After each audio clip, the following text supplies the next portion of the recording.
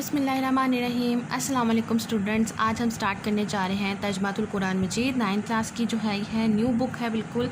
और इस बुक को स्टार्ट करने से पहले जो है मैं आप लोगों को कुछ रमूज़ व औकाफ बताऊंगी कुरान मजीद के, और उसके बाद हम मूव करेंगे अपने असल सबक की तरफ जो हमारे पास स्टार्ट होगा सूरह मरियम से। तो आज के इस लेक्चर में हम लोग रमूज़ व औकाफ कुरान मजीद देखेंगे। सबसे पहले पेज नंबर 216 पे, क्योंकि जब तक हमें रमूज़ व औकाफ का पता नहीं होगा हम तब तक अपनी सूरतों को अच्छे तरीके से नहीं पढ़ सकते।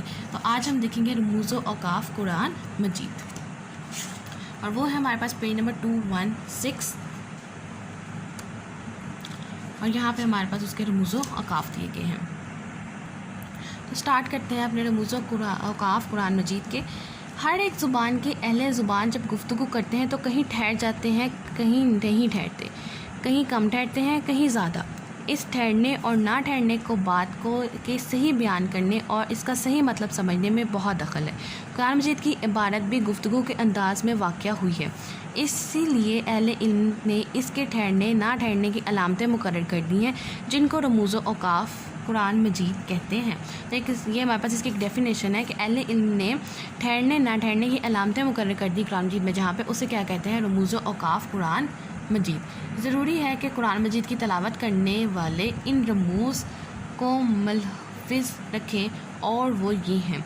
और पहला अक्सर ये हमारे पास जो है ये आयत का सिंबल, इसे कहते हैं आयत, ठीक है। हम लोग कहते हैं आयत है तो रुकना है, तो इसको इस तरह से इंडिकेट किया जाता है। और इसका जो है एक्सप्लेनेशन है वो ये कि जहाँ बात पूरी हो जाती है वहाँ छोटा सा दायरा लिख दिया जाता है। ये हकीकत में गोल ते है जो बस सूरत ते लिखी जाती है, और ये वक्फ़े ताम की अलामत है। तो ये एक हमारे पास आ जाएगा कि ये किस चीज़ की अलामत है, वक्फ़े ताम की अलामत है, यानी इस पर ठहरना चाहिए और इस पर ठहरना लाजिम है। अब ते तो नहीं लिखी जाती, छोटा सा हल्का डाल दिया जाता है, इसको आयत कहते हैं। जब हम कुरान मजीद पढ़ते हैं, अगर मैं आपको यहाँ से दिखाऊं तो यहाँ पे यासीन, ये आयत एक सर्कल डाल दिया गया है, तो ये हमारे पास क्या है, आयत का है, वक्फ़े ताम है ये हमारे पास। सेकेंड रमूज़ व औकाफ है मीम। तो ये मीम, इस मीम को कहा जाता है वक्फ़े लाजिम, और इस पर हमें ठहरना ज़रूरी है, वाजिब है हम पे। ये अलामत वक्फ़े लाजिम है, इस पर ज़रूर ठहरना चाहिए। अगर ना ठहरा जाए तो एहतमाल है कि मतलब कुछ का कुछ हो जाएगा। इसकी मिसाल उर्दू में यूँ समझनी चाहिए कि मसलन किसी को ये कहना हो कि उठो मत बैठो, जिसमें उठने का अमर और बैठने का नहीं है, तो उठो पर ठहरना लाजिम है। अगर ठहरा ना जाए तो उठो मत बैठो हो जाएगा, जिसमें उठने की नहीं और बैठने की अमर का एहतमाल है, और ये कायल के मुताबिक खिलाफ हो जाएगा। नेक्स्ट है हमारे पास वक्फ़े मुतलिक। तो वक्फ़े मुतलिक की अलामत है, इस पर ठहरना चाहिए, मगर ये अलामत वहाँ होती है जहाँ मतलब तमाम नहीं होता और बात कहने वाला अभी और कुछ कहना चाहता है। जैसे हम लोग अपनी इंग्लिश में एसेस लिखते हैं या कोई और सेंटेंस वगैरह लिख रहे हैं तो हम कोमा यूज़ करते हैं, और कोमा क्या इंडिकेट करता है कि भाई अभी आपकी बात पूरी नहीं हुई, आपने मज़ीद अभी आगे बात करनी है। तो अरबिक में कुरान मजीद में हमारे पास वक्फ़े मुतलिक की अलामत यूज़ की जाती है। नेक्स्ट है हमारे पास वक्फ़े जायज़ की अलामत जीम। वक्फ़े जायज़ की अलामत है, यहाँ ठहरना बेहतर और ना ठहरना जायज़ है। नेक्स्ट है हमारे पास अलामत वक्फ़े मजूज़, जे से इंडिकेट किया जाता है, और यहाँ ना ठहरना बेहतर है कि यहाँ ना रुका जाए।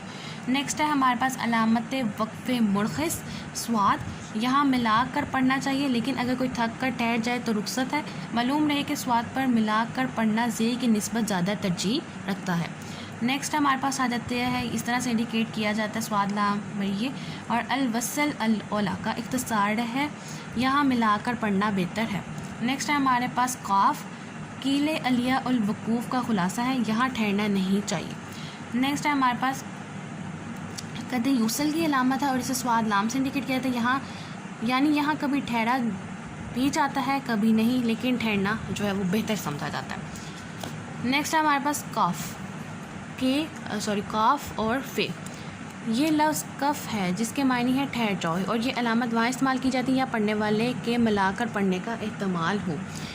सीन या सख्ता, ये सख्ता की अलामत है, यहाँ किसी कदर ठहरना चाहिए मगर सांस ना टूट ना पाए, आपका सांस नहीं टूटा। जहाँ पे सख्ता लिखा हुआ आता है वो ये कि आपने मुकम्मल आयत को जो है वो एक सांस में पढ़ना, आपका सांस नहीं टूटना चाहिए। वक्फ़ा, लंबे सख्ते की अलामत है, यहाँ सख्ता की निस्बत ज़्यादा ठहरना चाहिए लेकिन सांस ना तोड़े। सख्ता और वक्फ़ा में ये फ़र्क है, सख्ता में कम ठहरना होता है, वक्फ़ा में ज़्यादा। आगे हमारे पास है जो रमूज़ काफ है वो है ला के मायने नहीं के हैं। ये अलामत कहीं आयत के ऊपर इस्तेमाल की जाती है और कहीं अबारत के अंदर। अबारत के अंदर हो तो हरगिज़ नहीं ठहरना चाहिए, आयत के ऊपर हो तो इख्तलाफ है, बाज़ के नज़दीक ठहरना चाहिए, बाज़ के नज़दीक ना ठहरना चाहिए। लेकिन ठहरा जाए या ना ठहरा जाए, इससे मतलब में खुलल वाक़या नहीं होता। वक्फ इसी जगह नहीं चाहिए जहाँ अबारत के अंदर लिखा हो। और लास्ट है हमारे पास काफ, कज़लक की अलामत है, यानी जो रम्ज़ पहले है वही यहाँ समझी जाएगी। तो स्टूडेंट्स, ये था हमारे पास रमूज़ काफ कुरान मजीद। तर्जुमातुल कुरान स्टार्ट करने से पहले सबसे पहले ज़रूरी यही था कि हमें रमूज़ काफ समझ आने चाहिए, जो कि आज हमने देखे। इनकेस अगर आपको कोई ऐसी चीज़ें समझ ना आई हो तो आप मुझसे पूछ सकते हैं। मैं अपनी मुकम्मल कोशिश करूँगी कि आपको जो है मुकम्मल तौर पर गाइड कर सकूँ। और लास्ट में मेरी आप सबसे सिर्फ एक रिक्वेस्ट है, काइंडली प्लीज़ चैनल को सब्सक्राइब कीजिए, वीडियो को लाइक कीजिए और अपने फ्रेंड्स के साथ ज़रूर शेयर कीजिए।